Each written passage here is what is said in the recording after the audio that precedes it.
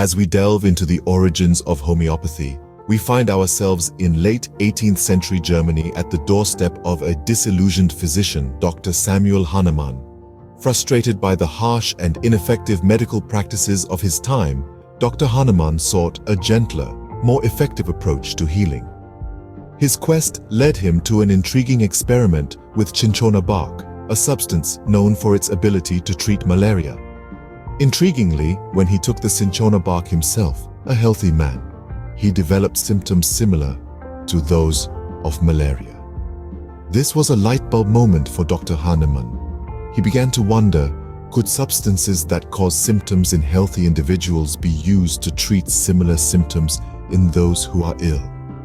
Could this like cures-like principle be the foundation of a new approach to medicine? Driven by this curiosity, Dr. Hahnemann embarked on a series of experiments, meticulously documenting his observations. His findings confirmed his hypothesis. He found that substances that produce certain symptoms in healthy individuals could indeed be used to treat similar symptoms in sickness. This groundbreaking discovery became the founding principle of homeopathy and was termed the law of similars, or more commonly, like cures-like. Dr. Hahnemann's discovery was a radical departure from the medical thinking of his time. Rather than suppressing symptoms, as was the common practice, his approach aimed to stimulate the body's own healing response. And so, homeopathy was born. This new system of medicine, founded on the principle of like cures like, offered a gentler, more holistic approach to healing. It recognized the body's innate ability to heal itself and sought to support and stimulate this natural process. In the hands of Dr. Hahnemann, a simple experiment with cinchona bark sparked a revolution in medical thinking. His discovery laid the foundation for a new system of medicine, one that would challenge conventional practices and offer a fresh perspective on healing. This marked the birth of homeopathy, a revolutionary system of medicine anchored on a simple principle, like cures like. At the heart of homeopathy lies a unique process known as potentization, a method that combines serial dilution and succussion. Dive into the essence of this process, and you'll find yourself marveling at its simplicity and efficacy. Imagine a single drop of a medicinal substance, say belladonna. This drop is added to 99 drops of water or alcohol, creating a 1 in 100 dilution. But the process doesn't stop there. This mixture is then succussed or vigorously shaken according to a specific rhythm. This is the first potency. The process is repeated, each time taking a drop from the previous mixture, adding it to a new 99 drops of solvent and succussing again. Each subsequent round increases the dilution and, in homeopathic parlance, the potency of the remedy. You may wonder, as the dilution increases, doesn't the original substance become virtually non-existent? Indeed, you're right. Beyond a certain point, known as Avogadro's limit, there are theoretically no molecules of the original substance left. Yet this is where the magic of homeopathy unfolds. Dr. Samuel Hahnemann, the founder of homeopathy, proposed that during succussion, the medicinal substance imprints its energetic pattern on the solvent. This energetic imprint, rather than the material substance, is what carries the therapeutic effect. A seemingly counterintuitive concept, isn't it? But this is what makes homeopathy unique. Through potentization, homeopathy seeks to harness the therapeutic properties of substances while eliminating their toxicity. The aim is not to attack disease directly, but to stimulate the body's own healing mechanisms, gently nudging them back on track. This process of potentization also explains the homeopathic principle of the minimum dose. It's not about how much, but how potent. The higher the dilution, the greater the potency, and the smaller the dose needed to stimulate healing. It's a perfect demonstration of the adage that less is indeed more.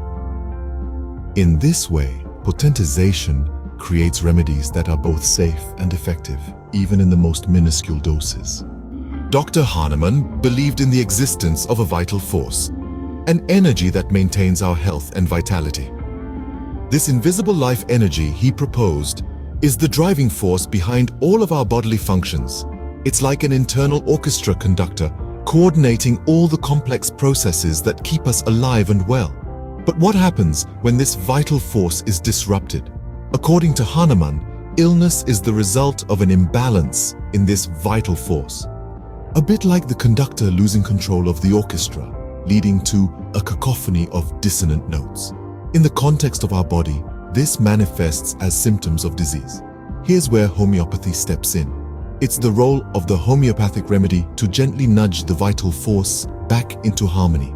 It's akin to giving the conductor a gentle reminder of the symphony's score, helping him regain control and restore the orchestra to a harmonious melody. Now let's consider the law of minimum dose. This principle is rooted in the idea that less is more. Homeopathy doesn't believe in flooding the body with substances.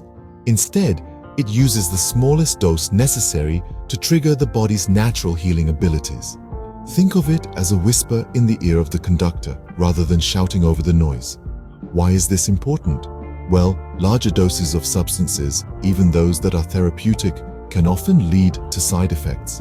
These side effects might even add to the disarray rather than bringing about healing. But by using the minimum dose, homeopathy aims to stimulate healing without causing additional harm or discomfort. Homeopaths also take into consideration the unique needs of each patient. They aim to match the ideal potency of the remedy to the individual, considering their unique symptoms, constitution, and health history. This personalized approach ensures that the remedy is just right, not too weak, not too strong, but perfectly attuned to the patient's needs.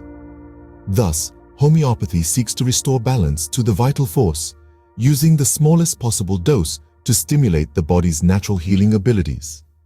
It's a gentle, nuanced, and individualized approach to healing, aiming to work in harmony with the body's innate wisdom and vitality.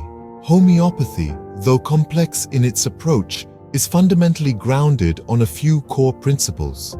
Firstly, the law of similars or like cures like.